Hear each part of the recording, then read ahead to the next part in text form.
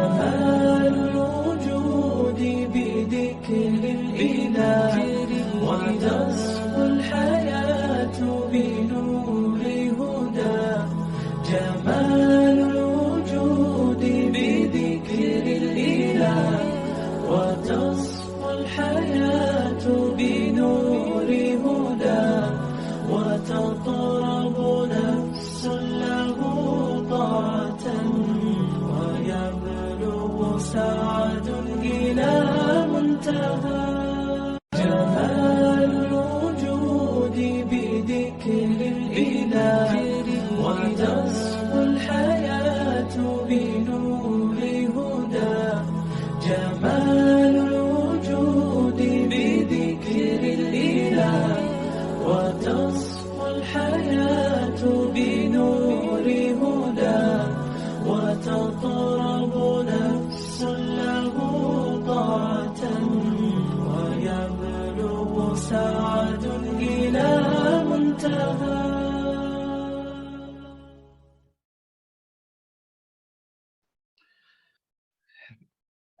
بسم اللہ الرحمن الرحیم. الحمد للہ وحدہ والصلاة والسلام علی من لا نبی بعدہ. فاعوذ باللہ من الشیطان الرجیم. بسم اللہ الرحمن الرحیم. رب اشرح لی صدری ویسر لی امری واحلل عقدۃ من لسانی یفقہوا قولی. ربی زدنی علما ربی زدنی علما ربی زدنی علما اللہم ربی زدنی علما. تمام قسم کی حمد و ثنا کبریائی بڑائی اللہ وحدہ لا شریک کے لیے لائق و زیبا ہے.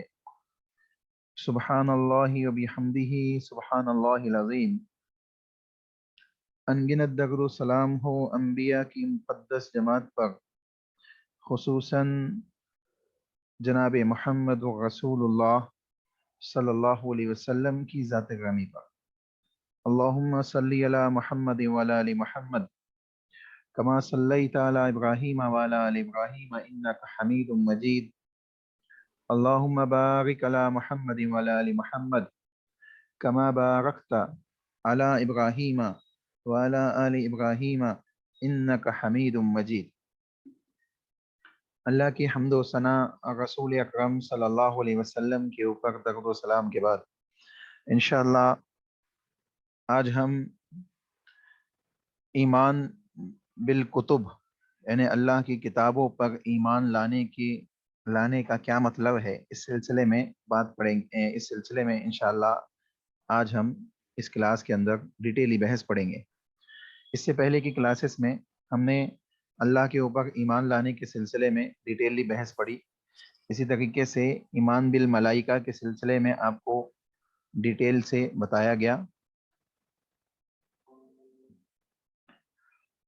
اب انشاءاللہ ایمان بالکتب اللہ کی کتابوں پہ ایمان لانے کا کیا مطلب ہے، کیا مفہوم ہے، انشاءاللہ وہ باتیں آپ کے سامنے رکھی جائے گی. سب سے پہلے یہ بتائیے آواز آ گئی آپ لوگوں کو صحیح طریقے سے؟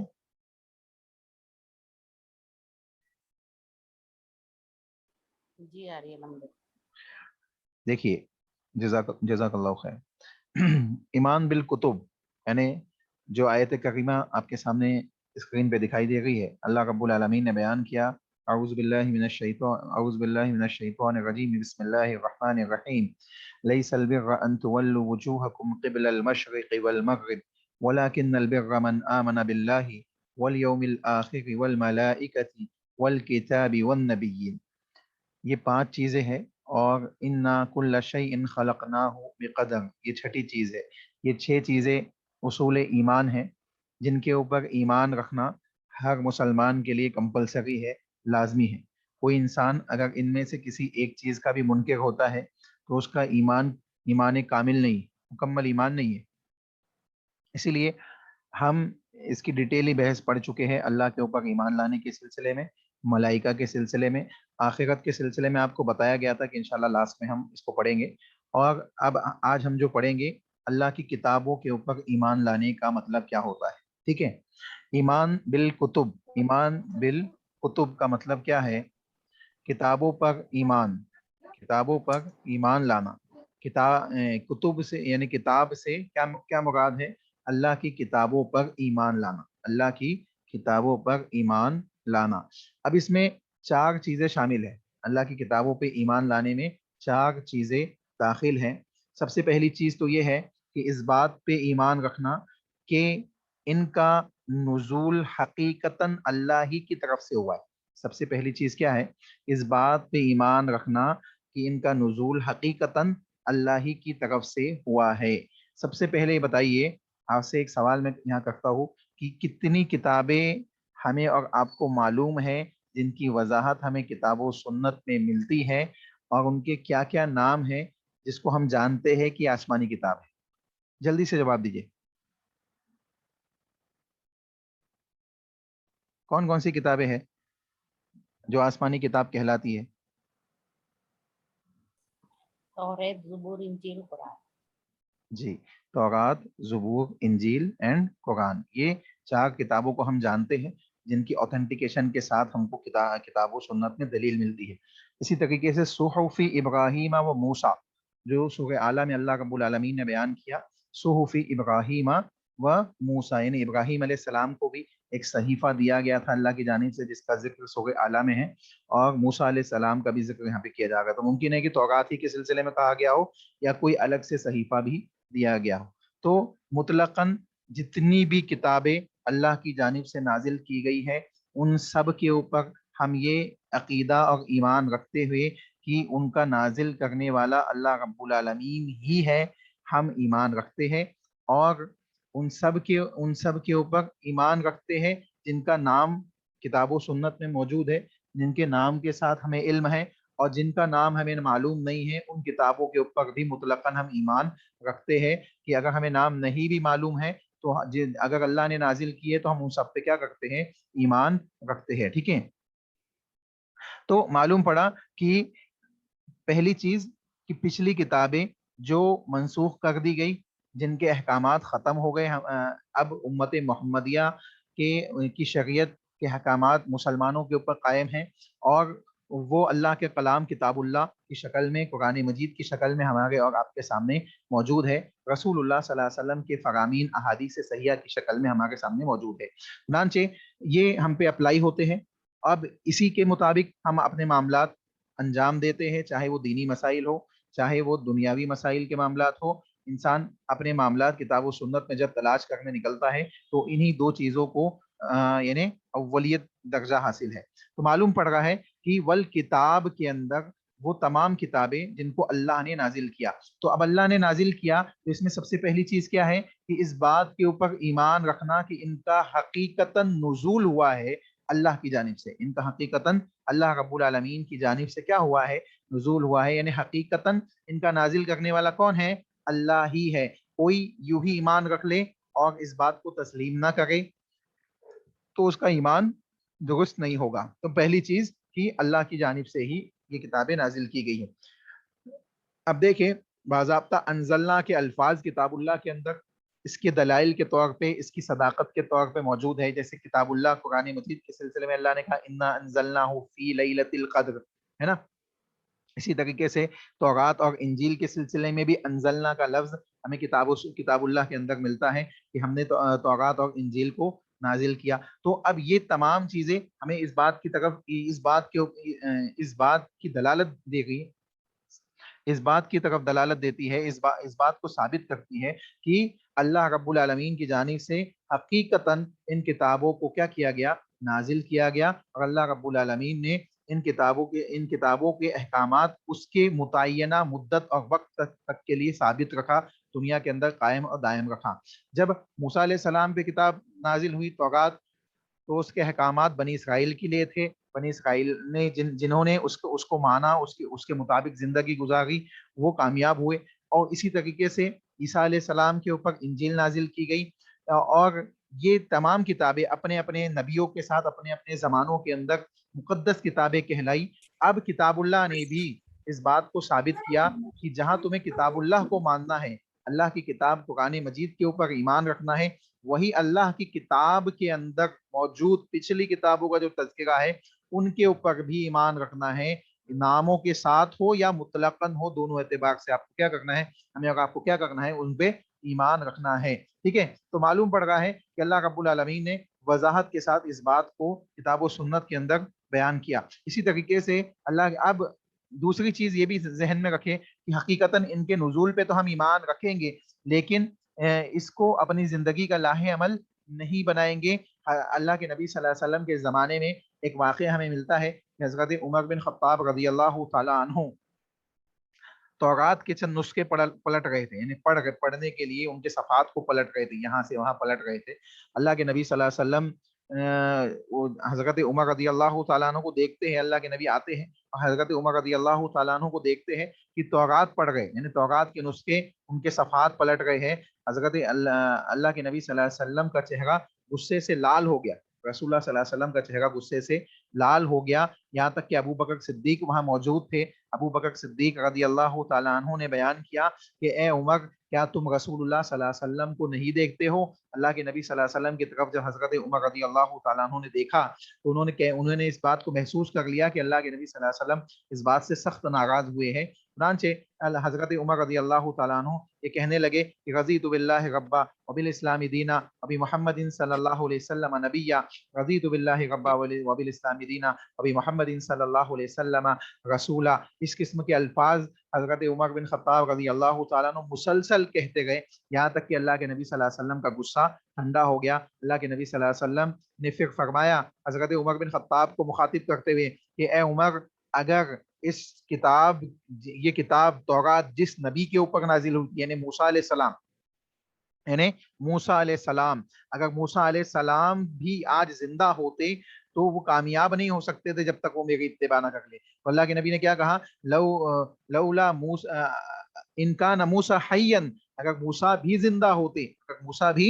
जिंदा होते तो वो कामयाब नहीं हो सकते थे जब तक कि वो मेरी इत्तिबा नहीं कर लेते। तो मालूम पड़ रहा है कि अल्लाह के नबी मोहम्मद रसूलुल्लाह सल्लल्लाहु अलैहि वसल्लम इस बात से सख्त नाराज हुए कि किताबुल्लाह की मौजूदगी में ऐसी ऐसी दूसरी किताबों को लोग अहमियत दे और तरजीह दे। तो आप एक बात जहन में रख ले कि मुसलमानों के अंदर आमतौर पर चीज देखने में आती है कि वो दूसरी किताबों को पढ़ने की ख्वाहिशात रखते हैं, तौरात को, वेदों को, इसी तरीके से इंजील को, बाइबल को, ये तमाम किताबों को पढ़ने की ख्वाहिशात रखते हैं और पढ़ना चाहते हैं, बाज लोग पढ़ते भी, लेकिन उनको खुद अपने अपने मजहब की जो मुकद्दस किताब कुरान मजीद, अल्लाह का कलाम आपके और हमारे घरों के अंदर मौजूद है, उसको पढ़ने की तौफीक नहीं है। अगर उसको आप नहीं पढ़ रहे हैं तो उसको आप किस बेसिस पे पढ़ रहे हैं, जब आपके पास इसी का इल्म नहीं है, आप इसी के सिलसिले में नहीं जानते हैं। एक दाई है, एक दावत व तबलीग को अंजाम देने वाला शख्स है, एक गैर मुस्लिमों को समझाने वाला शख्स है, अगर वो इस एतबार से उसको पढ़ता है कि उसके जरिए से एक कुरान की आयतों के जरिए से और दूसरी जो किताबें हैं जिनको अल्लाह ने नाजिल की है उनके जरिए से लोगों को तौहीद समझाओ, तो वहां बात तो समझ में आती है। लेकिन यहाँ हमारे और आपके पास खुद किताबुल्लाह का इल्म सही तरीके से नहीं है, हम दूसरी किताबें पढ़ने बैठेंगे तो ये मुनासिब बात नहीं है। चुनांचे मालूम पड़ा कि सबसे पहले इंसान को इस बात के ऊपर ईमान रखना है कि नुजूल के एतबार से ये किताबें अल्लाह ही की जानिब से नाजिल की गई है, अल्लाह रब्बुल आलमीन ही की जात है जिसने इनको नाजिल किया है। तो सबसे पहली चीज क्या हुई, किस बात पे ईमान रखना है? सबसे पहली चीज जी जल्दी से बताइए।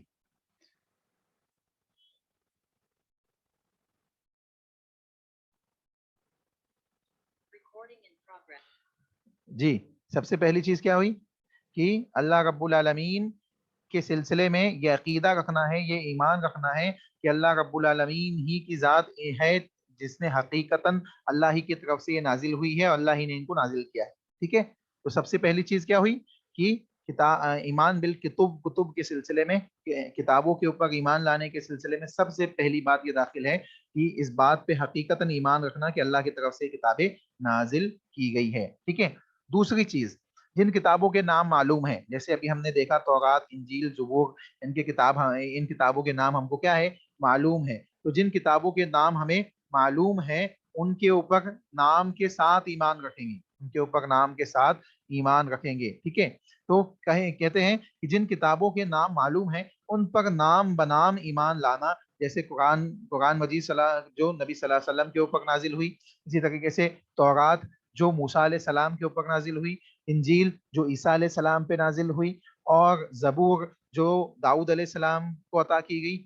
جن کتابوں کے نام ہمیں معلوم ہے ان کے اوپر ایمان بھی رکھنا ہے اور نام کے ساتھ ایمان رکھنا ہے کہ ہم تورات پہ، انجیل پہ، زبور پہ، یہ ان تمام کتابوں پہ کیا رکھتے ہیں؟ قرآن مجید پہ ہم ان پہ ایمان رکھتے ہیں ان کے ناموں کے ساتھ، یہ اللہ ہی کی طرف سے نازل کرتا ہے. ٹھیک ہے. اب جن کتابوں کے نام نہیں معلوم ہیں، جن کتابوں کے نام نہیں معلوم ہے لیکن ممکن ہے کہ وہ اللہ ہی کی طرف سے نازل کی گئی ہو اور اس کے سلسلے میں کوئی وضاحت بھی موجود نہیں ہے، جیسے بہت سے لوگ بعض مختلف کتابوں کا دعویٰ کرتے ہیں کہ اللہ کی طرف سے نازل کرتا ہے. ہم دعویٰ نہیں کر سکتے، ہم دعویٰ نہیں کر سکتے، البتہ مطلقاً ایمان کے اندر شامل کر سکتے ہیں کہ اگر اللہ کی طرف سے نازل ہے تو ہم ایمان رکھتے ہیں، اس میں کوئی حرج کی بات نہیں ہے. تو اگر ہم اللہ ہی کی طرف سے نازل کردہ کوئی کتاب ہے تو مطلقاً اس پہ ایمان رکھا جا سکتا ہے. جیسے کہتے ہیں کہ جن کتابوں کے نام ہم نہیں جانتے ان پر ہم ایمان اجماع یعنی اجماعاً ایمان رکھیں گے، اجماعاً ان سب پہ، اجمالاً یعنی تفصیلاً مجمل طور پہ ہم سب پہ ایمان رکھیں گے، مطلقاً سب پہ ایمان رکھیں گے. کہ جیسے نبیوں کے سلسلے میں ہے، اگر آپ کتاب اللہ کو پڑھیں گے، اللہ کی کتاب قرآن مجید کو پڑھیں گے تو آپ کو کتنے نبیوں کے نام معلوم ہیں؟ کتاب اللہ کے اندر کتنے نبیوں کے نام آئے ہیں؟ کوئی بتا سکتا ہے؟ جی، کتاب اللہ کے اندر کتنے انبیاء کے نام آئے ہیں؟ جلدی سے، کسی کو نہیں پتا؟ اس سے پہلے کلاس میں بتایا گیا یہ بات. 25. جی، تقریباً 25 نبیوں کے نام آئے ہیں، 25 انبیاء علیہ السلام کے نام کتاب اللہ کے اندر آئے ہیں. تو اب کتاب و سنت سے ہم کو کتنے نبیوں کے نام مل گئے؟ 25. کیا اللہ نے 25 ہی نبی بھیجے ہیں؟ حضرت آدم علیہ السلام سے اللہ کے نبی صلی اللہ علیہ وسلم تک 25 ہی انبیاء آئے ہیں. جی جلدی سے. نہیں، 25 انبیاء نہیں آئے بلکہ اس سے زیادہ آئے، بلکہ ایک روایت جس کی سند کے سلسلے میں اختلاف ہے اور بعض لوگوں نے اس کو حسن کہا، بعض لوگوں نے ضعیف کہا، تو وہ حدیث بھی ہمیں ذہن میں رکھنا چاہیے کہ 1,24,000 انبیاء کو اللہ نے بھیجا. تو اگرچہ سند میں تھوڑا سا اختلاف ہے لیکن یہاں معلوم پڑ رہا ہے کہ 25 نہیں ہے بلکہ کئی ہزاروں اور لاکھوں کی تعداد میں اللہ نے انبیاء کو بھیجا ہے زمین پہ، انبیاء کو بھیجا ہے. بعض ایسے بھی زمانے تھے کہ ایک ہی زمانے میں 2 الگ الگ سٹی میں کئی نبی موجود ہے، جیسے حضرت ابراہیم علیہ السلام ایک سٹی میں موجود ہے، حضرت لوط علیہ السلام دوسری سٹی میں موجود ہے، اللہ کے دین کی دعوت اور تبلیغ کے کاموں کو انجام دے گئے. تو ایک ہی وقت میں دونوں کا زمانہ سیم ہے، ابراہیم علیہ السلام اور لوط علیہ السلام کا زمانہ الگ الگ نہیں ہے، ایک ہی سیم زمانہ ہے. حضرت ابراہیم علیہ السلام ایک بستی میں دعوت دے گئے، حضرت لوط علیہ السلام ایک بستی میں دعوت دے گئے. حضرت ابراہیم علیہ السلام کے پاس جو فرشتے خوشخبری لے کے آتے ہیں وہی فرشتے حضرت لوط علیہ السلام کے پاس عذاب لے کے آتے ہیں. تو معلوم پڑ رہا ہے کہ یہ زمانہ ایک ہی ہے. تو ایسا بھی ہوا کہ ایک ہی زمانے میں اللہ نے مختلف جگہوں پہ مختلف انبیاء کو بھیجا. تو معلوم پڑ رہا ہے کہ حضرت آدم علیہ السلام سے لے کے اللہ کے نبی صلی اللہ علیہ وسلم تک کئی نبیوں کو اللہ نے بھیجا، لاکھوں کی تعداد میں انبیاء کو بھیجا. اب اگر متعین تعداد نہیں بھی حدیثوں سے ثابت ہے اوتھنٹک، اگر اس حدیث کو ضعیف بھی مان لیا جائے 1,24,000 والی حدیث کو، تو اگر متعین تعداد نہیں معلوم ہے تب بھی ہم یہ جانتے ہیں کہ 25 ہی نبی نہیں بھیجے گئے بلکہ زیادہ تعداد میں نبی بھیجے گئے ہیں. تو ہم کیا کہیں گے کہ جن نبیوں کے نام کتاب و سنت سے ثابت ہے، جن انبیاء کے نام کتاب و سنت سے ثابت ہے ان کے اوپر ہم نام کے ساتھ ایمان رکھیں گے. جیسے حضرت آدم علیہ السلام، حضرت نوح علیہ السلام، حضرت ابراہیم علیہ السلام، حضرت موسیٰ علیہ السلام، حضرت لوط علیہ السلام، ہم ان سب کے سلسلے میں ایمان رکھتے ہیں کہ اللہ کے نبی تھے، یہ اللہ کے پیغمبر تھے، اللہ نے ان کو نبی بنا کے بھیجا تھا. جن کے نام معلوم ہے ان کو نام کے ساتھ ایمان رکھنا ہے، ان کے اوپر نام کے ساتھ ایمان رکھنا ہے کہ ہم ان کو نبی مانتے ہیں اور ان کے سلسلے میں ایمان رکھتے ہیں، مطلقاً ایمان رکھتے ہیں کہ یہ اللہ کے انبیاء تھے. ٹھیک ہے. اب جن کے نام نہیں معلوم ہے کیونکہ 25 ہی کا تذکرہ ملتا ہے، 25 اور 25 کے آس پاس کا تذکرہ جو مل رہا ہے آپ کو، اس کے علاوہ جتنے بھی انبیاء آئے ہیں جن کا ہمیں نام نہیں معلوم ہے، جن کو ہم نہیں جانتے، جن کے سلسلے میں تفاصیل ہم کو نہیں معلوم ہے، تو ہم مطلقاً اجمالاً مجمل طور پہ اس پہ ایمان رکھیں گے کہ اللہ نے جتنے انبیاء کو بھیجے، چاہے ان کے نام ہمیں معلوم ہے یا نہیں معلوم ہے، ہم سب پہ ایمان رکھتے ہیں. تو یہ ایمان کیسا ہو گیا؟ سب پہ ایمان ہو گیا، سب پہ ایمان ہو گیا. تو ٹھیک ویسے ہی اللہ کی کتابوں کے سلسلے میں ہے کہ جن کتابوں کا نام ہمیں معلوم ہے ان کے اوپر نام کے ساتھ ہم ایمان رکھیں گے، اور جن کا نام ہمیں معلوم نہیں ہے ان کے اوپر ہم کیسا ایمان رکھیں گے؟ ان کے اوپر مطلقاً مجمل طور پہ ہم ایمان رکھیں گے کہ اللہ رب العالمین کی جتنی بھی کتابیں ہم سب پہ ایمان رکھتے ہیں، لیکن یہ 4 کتابیں جن کا نام ہمیں معلوم ہے ان کے اوپر نام کے ساتھ ایمان رکھتے ہیں. ٹھیک ہے. تو دوسری چیز کیا ہوئی؟ جی دوسری چیز کیا ہوئی؟ جلدی سے بتائیے. جن کتابوں کا نام معلوم ہے ان پہ جواب نہیں دے گئے آپ لوگ، جلدی جلدی جواب دیجیے.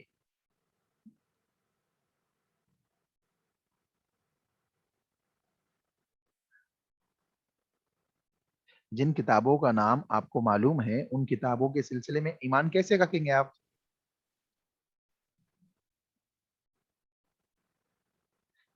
نہیں بات سمجھ میں آئی کہ نہیں آئی؟ پہلے یہ بتائیے. اگر نہیں سمجھ میں آئی تو میں پھر سے سمجھاؤں گا. جی آمین. تو پھر بتائیے، جواب دیجیے کہ جن کتابوں کا نام معلوم ہے ان پہ ایمان کیسے رکھیں گے ہم؟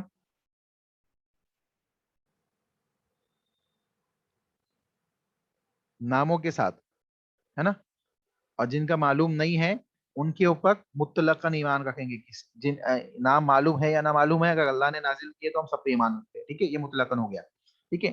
تیسری چیز جو ایمان بالکتب کے اندر داخل ہے کہ اللہ کی کتابوں پر ایمان رکھنے کے سلسلے میں تیسری چیز جو ہے وہ یہ کہ ان میں بیان کی گئی سچی خبروں کی تصدیق. ٹھیک ہے. جو چیزیں ان کتابوں کے اندر سچی اوتھینٹک آپ کو ملیں گی، صحیح ملے گی، ان کی ہم کیا کریں گے؟ تصدیق کریں گے. جیسے قرآن کی خبریں اور سابقہ ان کتابوں کی خبریں جو تحریف و تبدیل سے پاک ہے. ٹھیک ہے. جیسے اب آپ قرآن کی تو جتنی خبریں ہیں ہم اس پہ یعنی مطلقاً سب پہ ہی ایمان رکھتے ہیں. اب سوال یہ ہے کہ تورات، زبور، انجیل ان کے سلسلے میں اللہ نے یہ وضاحت بھی بیان کر دی کہ ان میں تبدیلیاں ہو گئی ہیں، ان میں حق اور باطل کی آمیزش ہو گئی ہے، لوگوں نے اس میں ملاوٹ کر دی ہے. اس میں جو چیز اللہ نے نازل کی تھی ایز اٹ از ویسے موجود نہیں ہے. صرف کتاب اللہ قرآن مجید ہی ایسی کتاب ہے جس میں جو چیز جیسے نازل کی گئی تھی وہ ویسے ہی آج بھی موجود ہے، 1450 سال بعد بھی ویسے کی ویسی ہی موجود ہے. تو اب سوال یہ ہے کہ ان کی سچی خبروں کو ہم کیسے پہچانیں گے؟ تورات، زبور، انجیل میں جو سچی خبریں ہیں ان کو کیسے پہچانیں گے؟ تو ان کو اس اعتبار سے پہچانیں گے کہ اگر کوئی چیز آپ پڑھتے ہیں، تورات، زبور، انجیل، یا اس کا کوئی واقعہ آپ کے سامنے آتا ہے اور وہی چیز کتاب و سنت کے اندر آپ کو ملتی ہے، تو ہم یہ کہیں گے کہ چونکہ کتاب و سنت سے مماثلت ہے، کتاب و سنت سے سملیرٹی ہے، یہ ایک دوسرے سے ملتی ہے، اس وجہ سے ہم یہ کہیں گے کہ اس کی یہ بات کیا ہے؟ سچی ہے. اس کی یہ بات سچی، اس کی ہم تصدیق کرتے ہیں. اگر کتاب و سنت سے مماثلت نہیں ہے، کتاب و سنت کے مخالف ہے، یعنی اللہ کی کتاب قرآن مجید کے مخالف ہے، رسول اللہ صلی اللہ علیہ وسلم کی احادیث صحیحہ کے مخالف ہے، جو تورات میں، زبور میں، انجیل میں ہے، تو ہم یہ کہیں گے یہ چیزیں تحریف شدہ ہیں، یہ چیزیں تبدیل کر دی گئی ہے، بلکہ اللہ رب العالمین کے کلام کے مطابق نہیں ہے. کیونکہ اللہ رب العالمین نے خود اس بات کو کتاب اللہ کے اس بات کو متعدد مقامات پہ بیان کیا کہ وَأَنزَلْنَا إِلَيْكَ الْكِتَابَ بِالْحَقِّ مُصَدِّقًا لِمَا بَيْنَ يَدَيْهِ مِنَ الْكِتَابِ وَمُهَيْمِنًا عَلَيْهِ، اور ہم نے یہ کتاب آپ کے پاس بھیجی ہے جو خود بھی صدق کے ساتھ موصوف ہے، یعنی پچھلی کتابوں کی تصدیق کرنے والی ہے. پچھلی کتابوں کی تصدیق کرنے والی ہے. کون سی کتاب؟ قرآن مجید. تو اب پچھلی کتابوں کی تصدیق کیسے ہوگی؟ کہ پچھلی کتابوں کے اندر جو واقعات، جو چیزیں موجود ہیں ان کو اس کتاب سے چیک کریں گے. اگر اس سے مماثلت ہوگی تو اس کی تصدیق ہو جائے گی، اگر مماثلت نہیں ہوگی تو اس کو رد کر دیا جائے گا، اس کو کہا جائے گا کہ یہ اس میں تحریف ہو گئی ہے. چنانچہ معلوم پڑ رہا ہے کہ اللہ رب العالمین نے خود اس صفات کو بیان کر دیا کہ یہ کیا ہے؟ مہیمنن ہے، ان کتابوں کے اوپر تصدیق کرنے والی ہے، اور اس سے پہلے جو کتابیں ہیں ان کی بھی تصدیق کرتی ہے، اور ان پر غالب ہے. ان پر کیا ہے؟ غالب ہے. مہیمنن علیہ یعنی حکمن ان پہ غالب ہے، حکمن ان پہ غلبہ اس کتاب یعنی قرآن مجید کو हासिल है। चुनांचे इस बुनियाद पर साबिका किताबों की किसी भी हुक्म पर अमल उसी वक्त होगा जबकि वो सही तौर पर साबित हो, कुरान मजीद से मुआफ़िक़त रखता हो, सुन्नत रसूल सल्लल्लाहु अलैहि वसल्लम से मुआफ़िक़त रखता हो। तो इस शक्ल में अमल आप किताब और सुन्नत पे कर रहे हैं, इस शक्ल में अमल आपका किताब और सुन्नत ही पे है। अलबत्ता चूंकि साबिका कुतुब के अंदर तौरात, ज़बूर, इंजील के अंदर भी वही चीज मौजूद है, तो हम ये कहेंगे कि ये चीज उसमें मौजूद है, तो हम इसकी तस्दीक करते हैं कि ये बात इसकी सही है, ये बात इसकी सही है। क्यों? क्योंकि ये कुरान और हदीस से मुआफ़िक़त रखती है, कुरान हदीस से मिलती है। तो मालूम पड़ा कि एक उसूल ये है कि अगर पिछली किताबों की कोई बात माननी है या नहीं माननी है, इसको चेक करना है, तो उसको किताबों सुन्नत से जोड़ना पड़ेगा। किताबों सुन्नत से अगर वो मिलती है तो उसको माना जाएगा, अगर नहीं मिलती है तो उसको छोड़ दिया जाएगा। समझ में आई बात? जी जी, जज़ाकल्लाह खैर। देखिए, तो इस बुनियाद पे क्या बात मालूम पड़ी? किताबों के किसी भी हुक्म पर अमल उसी वक्त होगा जबकि वो सही तौर पर साबित हो और कुरान मजीद ने उसको बाकी रखा हो, उसको बाकी रखा हो। तो ईमान बिल कुतुब के ये तीसरा उसूल है कि इन यानी उनमें बयान की गई जो बातें हैं उन किताबों के अंदर, यानी पिछली किताबों के अंदर बयान करदा जो बातें हैं उनकी तस्दीक करना, जो किताबों सुन्नत से मुआफ़िक़त रखती हो, जो किताबों सुन्नत से मुआफ़िक़त रखती हो। ठीक है, कुरान की खबरें और साबिका उन किताबों की खबरें जो तहरीफ और तब्दील से पाक हो। तो मालूम पड़ा कि उनकी तस्दीक उसी वक्त होगी जब किताबों सुन्नत से उनकी मुआफ़िक़त होगी। चौथी चीज जो ईमान बिल कुतुब के अंदर शामिल है वो है इन किताबों के उन अहकाम के मुताबिक अमल करना जो मनसूख नहीं है। उन किताबों के उन अहकाम के मुताबिक अमल करना जो मनसूख नहीं है, उन्हें कबूल और तस्लीम करना, चाहे हम उनकी हिकमत समझ सके या ना समझ सके। साबिका तमाम किताबें कुरान अजीम के जरिए मनसूख है। अल्लाह ताला ने इस बात को भी इसी आयत के मुआफ़िक़त में बयान कर दिया जो आपके सामने अभी आयत रखी गई थी। तो मालूम पड़ रहा है कि उनका कोई भी हुक्म बाकी नहीं बचा है, बल्कि अगर कोई हुक्म मिलता भी है तो उसकी मुआफ़िक़त उसी अंदाज से चेक की जाएगी किताबों सुन्नत से। अगर मुआफ़िक़त है तो असल में आप कुरान हदीस पे अमल कर रहे हैं, लेकिन चूंकि उसमें भी मौजूद है वही चीज, तो ये सिमिलैरिटी हो जाएगी। ठीक है, इसके अलावा कोई उसका दूसरा फायदा आपको नहीं होगा। यहाँ तक बात समझ में आई कि कौन सी चार चीजें ईमान बिल कुतुब के अंदर दाखिल है।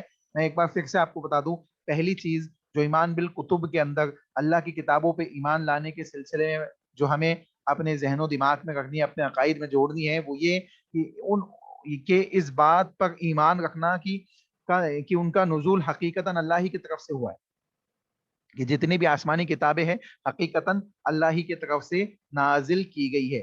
दूसरी चीज, जिन किताबों का नाम मालूम है उन पर नाम बनाम ईमान रखना, यानी नाम के साथ ईमान रखना, और जिनका नाम मालूम नहीं है उन पर मुतलकन ईमान रखना, उन पर मुतलकन ईमान रखना। जैसे तौरात मूसा अलैहिस्सलाम पर, इंजील ईसा अलैहिस्सलाम पर, जबूर हजरत दाऊद अलैहिस्सलाम पर, और किताबुल्लाह कुरान मजीद मोहम्मद रसूलुल्लाह सल्लल्लाहु अलैहि वसल्लम के ऊपर। तो इन सब पे हम ईमान रखते हैं उनके नामों के साथ कि ये फला फला नबी पे ये किताब नाजिल हुई है। ठीक है।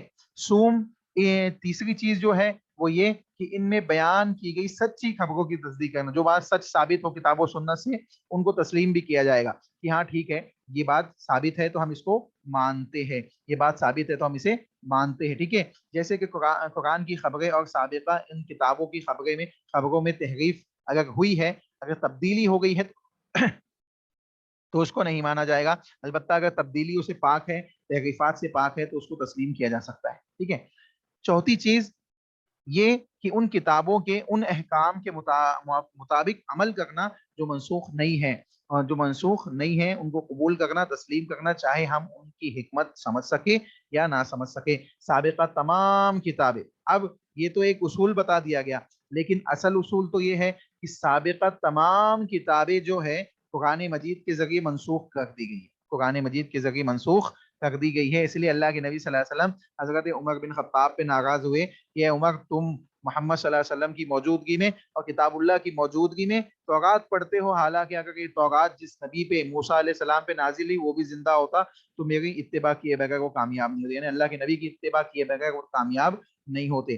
تو ایک چیز تو یہ. دوسری چیز اس بات کو ذہن میں رکھیں کہ حضرت عیسیٰ علیہ السلام، ایک سوال آپ سے کرتا ہوں کہ حضرت عیسیٰ علیہ السلام قیامت سے پہلے آئیں گے؟ حضرت عیسیٰ علیہ السلام قیامت سے پہلے آئیں گے نہیں آئیں گے؟ جی آئیں گے. کیا بن کے آئیں گے؟ نبی بن کے آئیں گے کہ کیا بن کے آئیں گے؟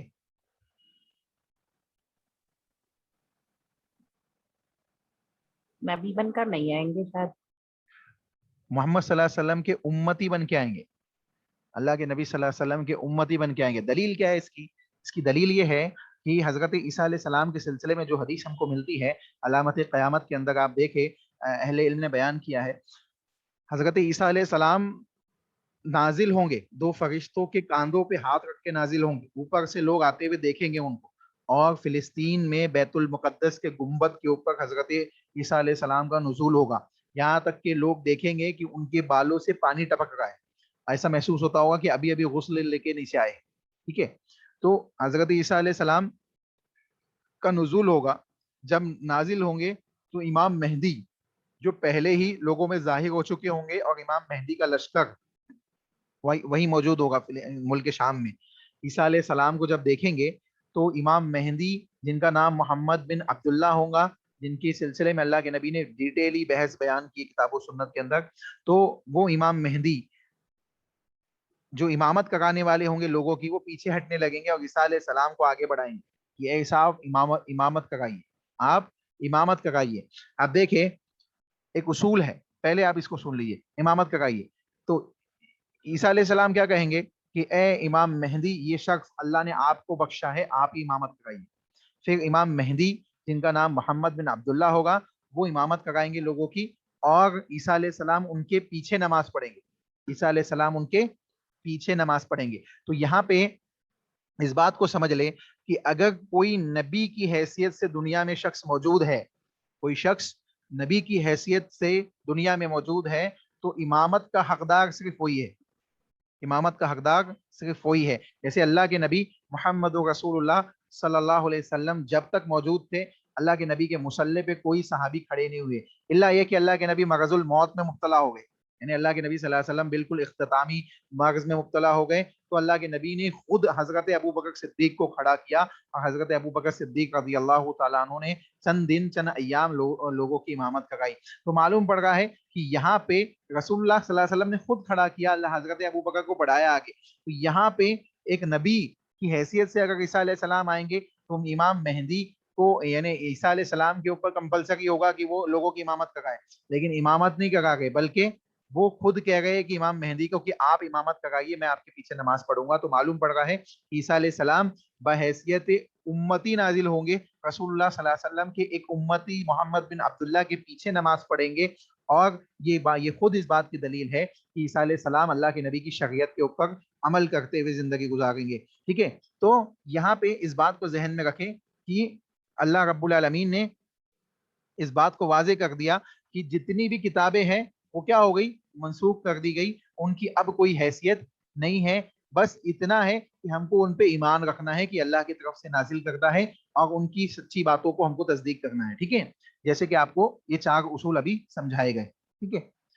اب اس کے بعد ایک اور چیز یہاں ذہن میں رکھیں کہ ایمان بالکتب کے فوائد کیا ہے. ایک سوال یہ پیدا ہوتا ہے کہ اس کے فائدے کیا حاصل ہو گئے، ہم کیا فائدہ ہوگا اس سے کہ ایمان بل، ہم کیوں ایمان رکھے کتابوں کے اوپر؟ صرف ایک کتاب اللہ کی کتاب قرآن مجید پہ ایمان رکھ لے کیا کافی نہیں ہے؟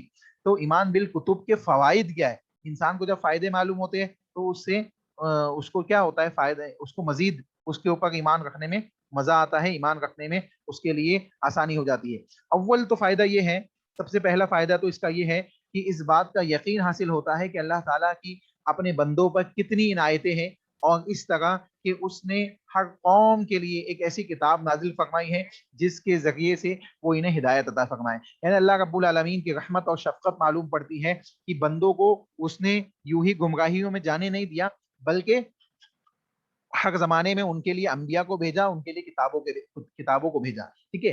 دوسری چیز، دوسرا فائدہ یہ معلوم ہوتا ہے کہ شریعت الہیہ حکمت کے ساتھ ہے، اور وہ اس طرح کہ اس نے ہر قوم کے لیے ان کے مناسب حالات اور ان کی उनके मुनासिब मामलात को तय करने के लिए एक शरीयत बनाई जिसको किताब की शक्ल में उन पे नाजिल किया गया, और जिनके ऊपर ऑर्डर्स अहकामात नाजिल किए गए ताकि लोग उसके मुताबिक अमल करें। ठीक है, जैसे अल्लाह रब्बुल आलमीन ने किताबुल्लाह के अंदर इस चीज को मुख्तलिफ अंदाज से बयान भी किया। एक आयत करीमा के अंदर अल्लाह ने यूं बयान किया, लिकुल्लिन जअलना मिनकुम शिरअतन व मिनहाजा, तुम में से हर एक के लिए हमने खास शरीयत और खास तरीका तजवीज किया था। यानी पिछले जमाने में हमने हर जमाने के अंदर जब जब नबियों को भेजा तो उनके लिए अलग अलग जमानों के अलग अलग नबियों के साथ नबियों की शरीयत भी भेजी ताकि वो उसके मुताबिक उसके साथ अमल करते हुए लोग जिंदगी गुजारें। ठीक है, इसी तरीके से तीसरा फायदा इसका ये मालूम होता है, इस सिलसिले में नेमत इलाही का शुक्र है, नेमत इलाही का शुक्र है कि जो तबलीग के लिए भेजा जाए उसको रसूल और जो तबलीग के लिए भेजा जाए उसको रसूल और पैगंबर हम मानते हैं, कहते भी हैं, ईमान भी रखते हैं उनको इसी एतबार से। तो यहाँ वो शख्स जब आया है नबी और रसूल बना के, तो उसके पास दलील क्या है कि वो नबी है, वो रसूल है। तो बहैसियत दलील अल्लाह रब्बुल आलमीन जहाँ किताबें अता करता है वही अल्लाह रब्बुल आलमीन मौजज़ात अता करता है। तो बाज़ दफ़ा मौजज़ात को दिखाकर लोग मौजज़ात से मुतासिर होते हैं और अल्लाह रब्बुल आलमीन की ज़ात के ऊपर ईमान ले आते हैं। जैसे हज़रत ईसा अलैहिस्सलाम के ज़माने में देखे कई मौजज़ात को देख देख के लोग ईमान लाए। अल्लाह के नबी सल्लल्लाहु अलैहि वसल्लम का जिंदा जावेद मौजज़ा किताबुल्लाह हमारे आपके सामने मौजूद है, जिसको देख देख के आज भी लोग ईमान में दाखिल होते हैं। तो मौजज़ात को देख के भी लोग ईमान में दाखिल होते हैं, और अल्लाह के अंबिया अलैहिस्सलाम की दावत और तबलीग और इसी तरीके से जो किताबें हैं वो एक अहकाम होती है, वो एक ऑर्डर होता है, वो एक शरीयत होती है अल्लाह रब्बुल आलमीन की जानिब से। तो मालूम पड़ा कि अल्लाह रब्बुल आलमीन ने इस बात को वाज़े कर दिया कि इन्ना औहैना इलैका कमा औहैना इला नूह वन नबिय्यिन मिन बादी, ये कह के कि हमने आपके पास वही भेजी है जैसे कि नूह अलैहिस्सलाम के पास और उनके बाद और दूसरे पैगंबरों के पास भी हमने इसी तरीके से क्या किया था, वही भेजी थी। तो हर मुख्तलिफ जमानों में अल्लाह ने अंबिया को भेजे, अंबिया के ऊपर वही भेजी, वही की शक्ल किताब की शक्ल में भी होती थी बाज दफा, और बाज दफा ऑर्डर और हुक्म के एतबार से भी होती थी। जो आज हमारे सामने भी अल्लाह की किताब की शक्ल में कुरान मजीद वही मौजूद है अल्लाह की, इसी तरीके से रसूलुल्लाह सल्लल्लाहु अलैहि वसल्लम की अहादीस सहिया की शक्ल में भी वही इलाही मौजूद है हमारे सामने। ठीक है, दूसरी चीज सही बुखारी में हजरत अनस बिन मालिक रज़ी अल्लाह तआला अन्हु से हदीस शिफात में ये बात मौजूद है कि नबी अकरम सल्लल्लाहु अलैहि वसल्लम ने इस बात का तज़किरा किया कि लोग अपनी सिफारिश के लिए आदम अलैहिस्सलाम के पास आएंगे तो वो उनसे माजरत कर देंगे और कहेंगे कि अल्लाह रब्बुल आलमीन के भेजे हुए सबसे पहले रसूल नूह अलैहिस्सलाम के पास जाओ। वो लोग नूह अलैहिस्सलाम के पास जाएंगे। लंबी हदीस है, रसूलुल्लाह सल्लल्लाहु अलैहि वसल्लम ने बयान किया, माकाना मुहम्मदिन अबा अहदिन मिन रिजालिकुम वलाकिन रसूलुल्लाह व खातमन नबिय्यीन। हजरत अनस रज़ी अल्लाह तआला ने पूरी हदीस जिक्र की। अल्लाह ताला ने रसूलुल्लाह सल्लल्लाहु अलैहि वसल्लम के सिलसिले में ये आयत नाजिल की, ये आयत नाजिल की। आयत में क्या कहा गया कि मोहम्मद तुम्हारे मर्दों में से किसी के बाप नहीं है, लेकिन अल्लाह के रसूल और खातमन नबिय्यीन है।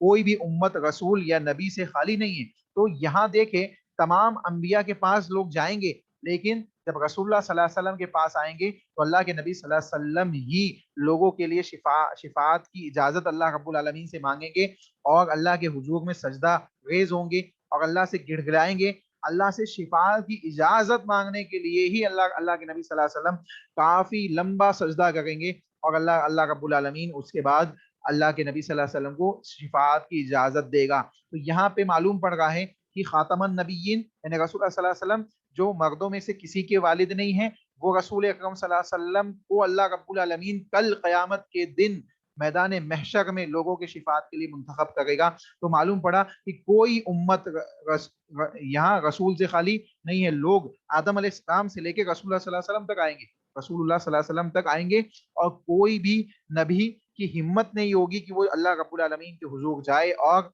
अल्लाह रब्बुल आलमीन से क्या करे, शिफात करे। तो जहाँ ये बात है वही इस बात को भी जहन में रखे कि अल्लाह ने ये बात भी बयान की कि वलक़द बअसना फी कुल्ली उम्मतिन रसूलन अन इअ्बुदुल्लाह वज्तनिबुत तागूत।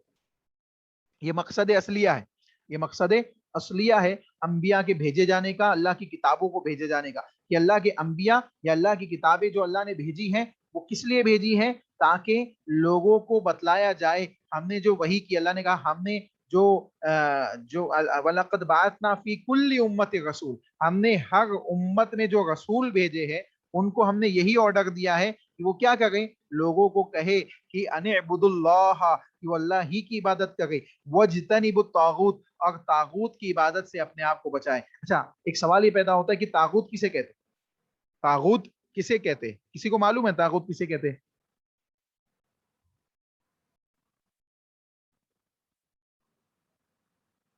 جی، طاغوت کسے کہتے ہیں؟ کسی کو نہیں معلوم؟ طاغوت کہتے ہیں اللہ کے علاوہ جتنی چیزوں کی دنیا کے اندر عبادت کی جاتی ہے، اللہ کے علاوہ جتنی چیزوں کی دنیا کے اندر عبادت کی جاتی ہے، یہ سب کے سب طاغوت ہے۔ یہ سب کے سب کیا ہے؟ طاغوت ہے۔ اب ان طاغوت کو ذہن میں رکھ لے۔ اللہ کے نبی انبیاء کے سلسلے میں کہا جا رہا ہے کہ ہم نے نبیوں کو بھیجا، ہر امت کے اندر وہی بھیجی، انبیاء کو بھیجا۔ کس لیے بھیجا؟ تاکہ اللہ کی عبادت کی طرف لوگوں کو بلائے اور طاغوت کی عبادت سے اجتناب کا حکم لوگوں کو دے کہ ان سے دور ہو جاؤ۔ ٹھیک ہے، اسی طریقے سے اللہ نے تورات کے سلسلے میں بھی یہ بات بیان کی، انا انزلنا التوراۃ فیہا ھدی و نور یحکم بہا النبیون الذین اسلموا۔ اللہ نے بیان کیا کہ ہم نے تورات نازل فرمائی جس میں ہدایت اور روشنی تھی، انبیاء جو کہ اللہ کے مطیع تھے ان کے موافق یہود کو حکم دیا کرتے تھے، یعنی اس تورات کی موافقت میں انبیاء علیہ السلام یہودیوں کو حکم دیتے اور وہ لوگ کیا کرتے، اس حکم کی مخالفت کرتے۔ تو معلوم پڑ رہا ہے یہ تمام چیزیں، چاہے وہ انبیاء کے اوپر ڈائریکٹ وحی ہو یا کتاب کی شکل میں بھیجی گئی وحی ہو، یہ اللہ رب العالمین کی جانب سے لوگوں کی اصلاح کے لیے ہوتا، لوگوں کی ہدایت کے لیے ہوتا، اور لوگ اس کے ذریعے سے اللہ رب العالمین کے احکامات کو مانتے، اس کو تسلیم کرتے اور اپنی زندگیوں کی اصلاح کرتے چلے جاتے۔ جی، بات سمجھ میں آئی آپ لوگوں کو؟ جی ہاں، جزاک اللہ۔ جی، کسی کا کوئی سوال ہے؟ یہ ایمان بالکتب کے سلسلے میں جو ہم نے پڑھا ہے۔ اچھا، وقت ختم ہونے پہ ہے۔ اللہ آپ سب کو جزائے خیر عطا فرمائے، اللہ آپ سب کو اپنے حفظ و امان میں رکھے، بیماریوں سے شفا عطا فرمائے، دنیا و آخرت میں کامیابی عطا فرمائے، اور مختلف قسم کے مرض سے ہم تمام کی حفاظت فرمائے۔ اختتامی مجلس کی دعا پڑھ لیجئے۔ سبحانک اللہم ربنا و بحمدک، اشہد ان لا الہ الا انت، استغفرک و اتوب الیک۔ والسلام علیکم ورحمۃ اللہ وبرکاتہ۔